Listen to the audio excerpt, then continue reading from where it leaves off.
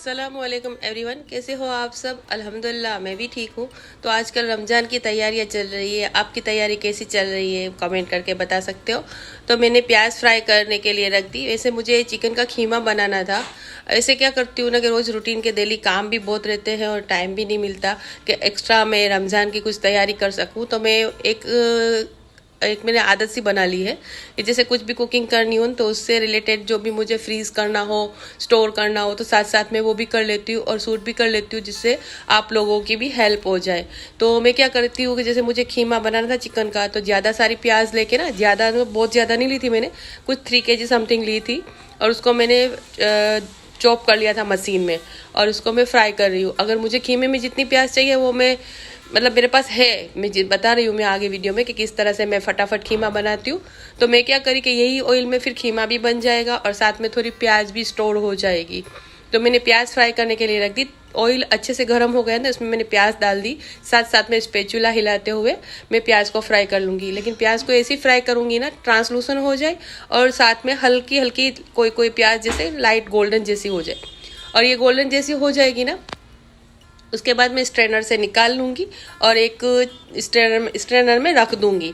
तो इससे oil release हो निकल जाएगा सारा और ठंडी हो जाएगी। उसके बाद मैं मिक्सर ग्राइंडर में पीस लूँगी और पीसने के बाद में जिपलॉक पाउच में भर के मैं रख दूँगी। तो कभी भी जैसे ऐसा होता है ना, जैसे चिकन की ग्रेवी बनानी है, मटन की ग्रेवी बनानी है या फिर खीमा बनाना है, तो फटाफट काम कैसे होता है ना, तो इस तरह से प्याज को ही ज़्यादा टाइम लगता है। कटिंग करने में जितना टाइम नहीं लगता, आजकल मशीनरी सबके घर में होती है, लेकिन फ्राई करने के लिए बहुत टाइम लगता है। तो ये काम थोड़ा बना हुआ होता है ना, तो ईजी रहता है। ऐसा नहीं रमज़ान के बाद भी मैं ये सब काम करती हूँ। और फिर सारे जो प्याज होती है ना ठंडी हो जाती है, उसके बाद पीस लेते हैं ना, तो उसके बाद फ्रीज हो जाती है। तो इतनी ग्रेवी अच्छी और स्मूथ बनती है ना कि मतलब फटाफट काम भी हो जाता है और ग्रेवी भी अच्छी हो जाती है। जैसे अपने रेगुलर जो यूज़ होते हैं, जैसे प्याज को अगर मिक्सर में नहीं निकालना हो, इस तरह से दम पे रख के स्लो आंच पे रख के भुनना होता है, जिससे प्याज घुल जाती है, ग्रेवी अच्छी बन जाती है, तो उसमें टाइम लगता है। लेकिन ये पीसी हुई प्याज जो अब यूज़ करते हैं ना, मैं अभी आपको दिखाऊंगी आगे वीडियो में कि किस तरह से मैं पीस के रखती हूँ, तो किस तरह से यूज़ करती हूँ, जिससे फटाफट काम ईजी हो जाता है। जैसे सहरी का टाइम है, तो अगर इफ्तारी का टाइम है, या फिर घर में कभी एज यूजल जैसे कोई घर में बोलता है नहीं मुझे ये नहीं खाना, वो नहीं खाना, ये बना के दो, बना के दो, तो इस तरह से प्याज जो रखी हुई होती है ना, तो कोई भी चीज़ बनानी होती है मल्टीपर्पज़ रहती है, तो ईजी रहता है, ईजी वे में रहता है। तो अभी मैं इसको प्याज को ठंडा करने के लिए रख दूंगी और बाद में मैं पीस लूँगी। अभी मुझे इसमें खीमा बनाना था, तो मैंने अभी जितना ऑयल चाहिए ना मुझे खीमे के लिए, वो ऑयल में रहने दूंगी, बाकी का ऑयल में ये कंटेनर में रख दूंगी। जिस तरह से ऑयल आजकल प्याज बहुत सारी फ्राई होती है ना, मैं रोज़ थोड़ी थोड़ी प्याज फ्राई करके रखती हूँ। ज़्यादा सारी प्याज फ्राई करके रख सकते हैं, लेकिन मेरे पास टाइम नहीं है, साथ साथ में क्लीनिंग भी चल रही है और सारे काम भी चल रहे हैं।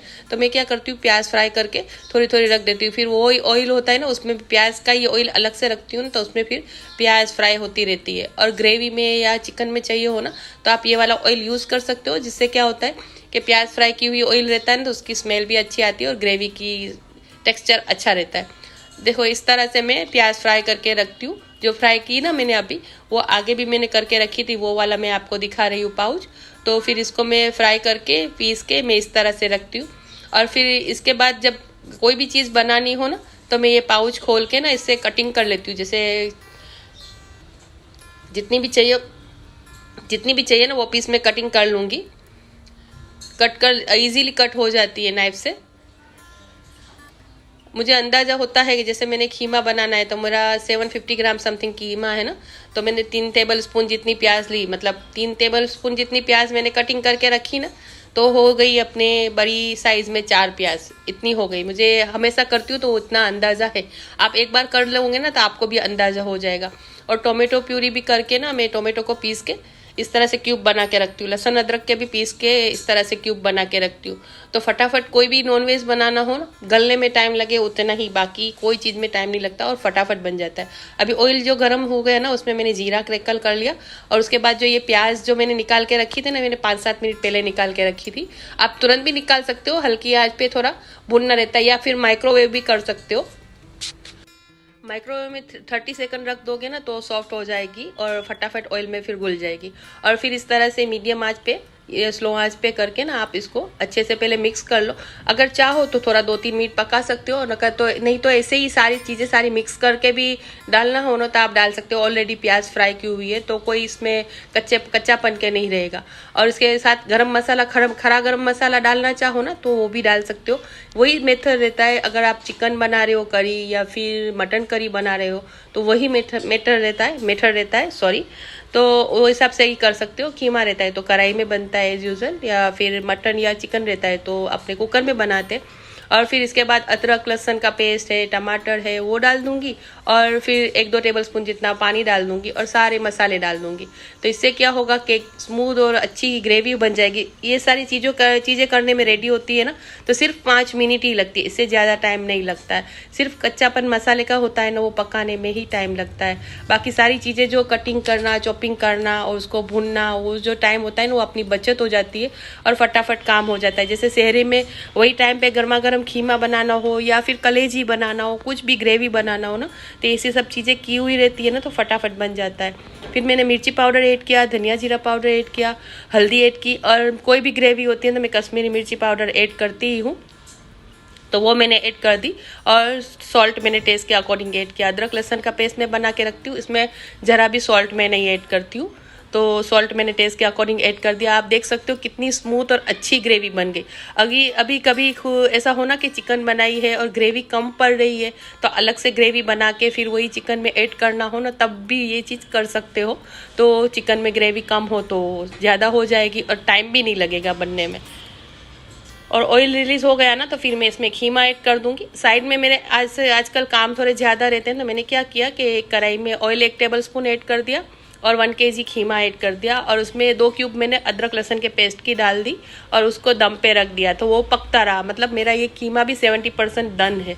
अभी मुझे इसमें खीमा डालना है और उसको दम पे रख देना है। और फिर इसमें धनिए से, मिर्ची से आप जिस तरह से गार्निश करना चाहो ना कर दो तो खीमा रेडी हो जाएगा।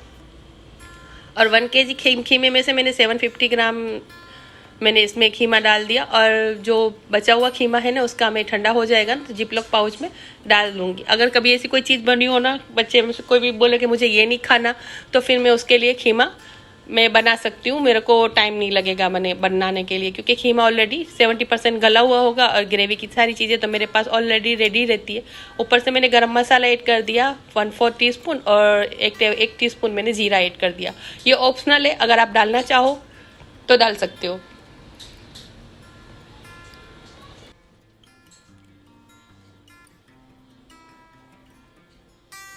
आप फिर थोड़ी ग्रेवी रखना चाहो तो रख सकते हो और अगर ड्राई करना चाहो तो कर सकते हो। अब मेरे यहाँ खीमा ऐसे भी खाया जाता है और बॉईल किया हुआ अंडे के साथ भी खाया जाता है। ऊपर से घी डालना चाहो तो घी भी डाल सकते हो और फिर दम पे रख दो तो खीमा रेडी है। इस तरह से मैंने ये वाला खीमा मैंने बना लिया था जो अभी मैं इसको ठंडा हो जाएगा तो जिपलॉक पाउच में रख दूंगी। तो ये मैंने आपको दिखा दिया कि इस तरह से मैंने खीमा रखा था फ्राई करने के लिए। और अभी मैं इसके साथ आजकल गाजर बहुत अच्छे आते हैं तो मैंने गाजर की जो स्लाइस करके जो अचार जैसा बना के खाते हैं ना, हम लोग चटाका बोलते हैं, तो वो बनाने के लिए मैंने जीरा पाउडर ले लिया 1 टीस्पून और मैंने 3-4 काली मिर्च ले ली और नमक डाल दूंगी, मिर्ची पाउडर डाल दूंगी, जितना तीखा खाते हो वो हिसाब से स्पाइस लेवल, और सॉल्ट टेस्ट के अकॉर्डिंग ले लिया।